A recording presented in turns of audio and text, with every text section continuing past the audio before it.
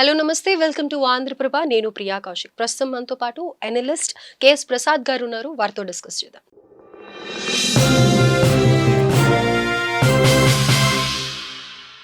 Hello sir, నమస్తే. నమస్తే అమ్మా. సార్, వైసీపీలో టీడీపీ కోవోట్లు ఉన్నారా? ఎందుకంటే టీడీపీ మీటింగ్స్లో కొంతమంది వైసీపీ మెంబర్స్ కనిపిస్తూ ఉంటారు. దీని గురించి మీరు ఏమంటారు? కొంత party sympathisers over a period of time because of their reasons.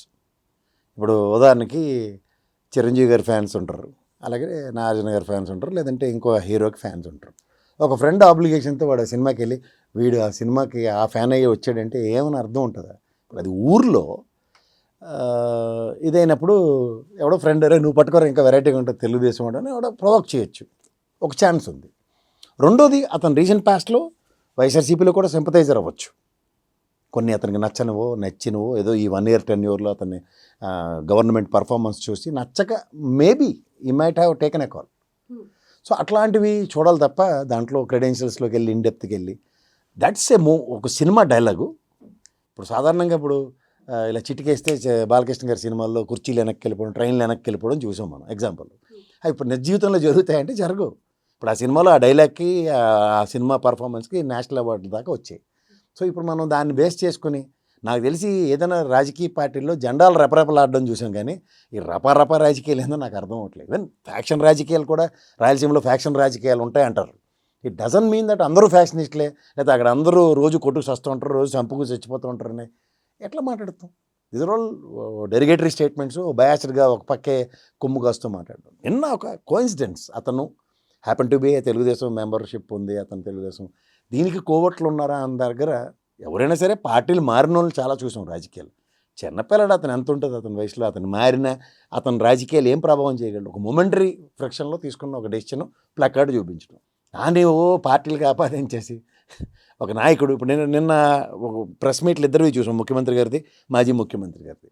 గమనిస్తే ఆయన అసలు ఫస్ట్ ఆఫ్ ఆల్ ఈ doesn't have any sense about that poster మీద అతనికి ఏం ఇది లేదు. పైపచ్చి ఆ సినిమా డైలాగుల మీద కూడా అతనికి అవగాహన లేనట్టే జగన్మోహన్ రెడ్డి మాట్లాడాడు. యాజ్ ఇఫ్ మీలాంటి జర్నలిస్ట్ తిరిగి అవన్నీ ప్రాంప్టింగ్ చెప్తే అవునా అదేదో సినిమా గంగమ్మ జాతర పొట్టేళ్ళ ఏమో వాళ్ళ పార్టీ వాడికి మంట ఎక్కిపోయి ఆ పని చేయొచ్చేమో అన్నట్టుగా మాట్లాడి లైటర్ వెర్షన్లోనే చెప్పాడు అతను. చంద్రబాబు గారు కూడా ఆ టైప్ ఆఫ్ రాజకీయాలు అంటే అసలు ఆ మాట ఒకవేళ జగన్మోహన్ రెడ్డి అక్కడ మైక్ పట్టుకుని రపరపలు ఆడించేస్తాను అందరినీ, అలా రఫ్ ఆడించేస్తాను ఏవో డైలాగులు మాట్లాడితే ఏమో ఒక అయిపోతగలిగా దాని మీద విశ్లేషించారు. ఎవడో పోస్టర్ పట్టుకున్న చిన్న అభంశోభం తెలియని పిల్లడాడు ఈడిచి కొడితే 25 ఏళ్ళు కూడా ఉండవు అతనికి. ఏం తెలుసు అతనికి రాజకీయాలు? పైపచ్చి ఆ తరహా రాజకీయాలు ఎవరు చేస్తారు? ఒకళ్ళు చేసిన వాళ్ళు చెప్తారు ఎటాడోనా, ఎవడో మాంసం కూర తిని మెల్ల దుమ్ములు వేసుకుని తిరుగుతాడు ఎవడనా అలాగా ఆ పనులు చేసి కూడా మూడో కంటికి తెలియకుండా చేస్తాడు, మూడో వాడికి చెప్పడు.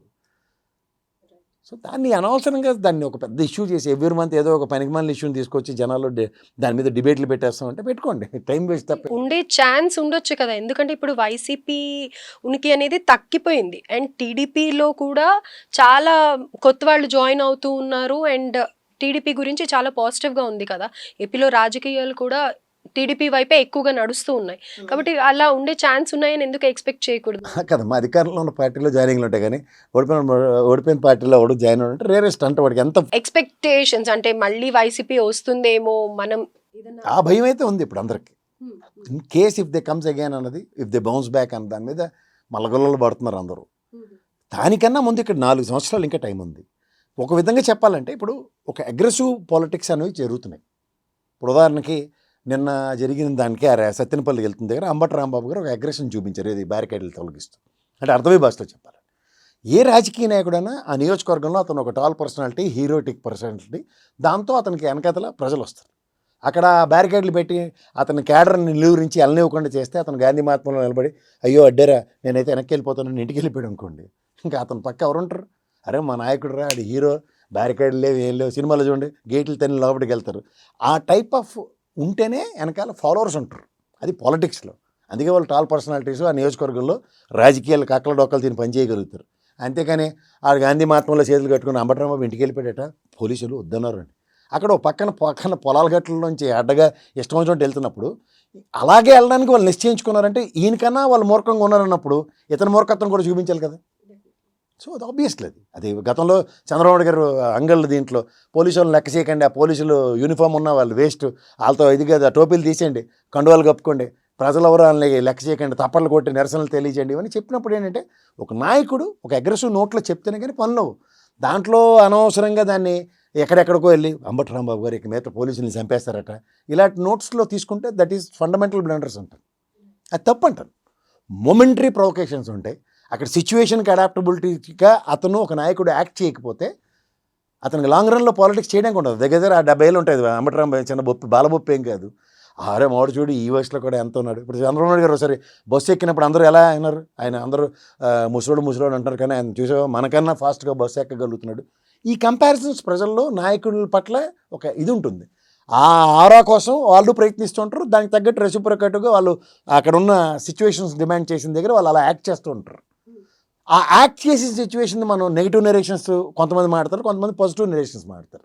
ఇంతకు మించి దాంట్లో పెద్ద చూడవలసింది ఏం లేదు, అంతే. Right sir, thank you sir.